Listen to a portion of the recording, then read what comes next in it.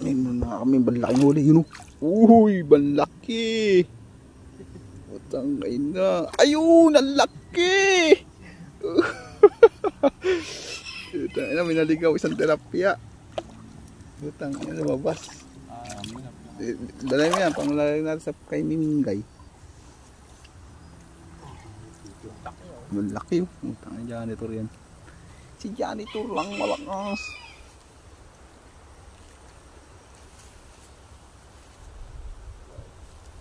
May kawain, naka-ano.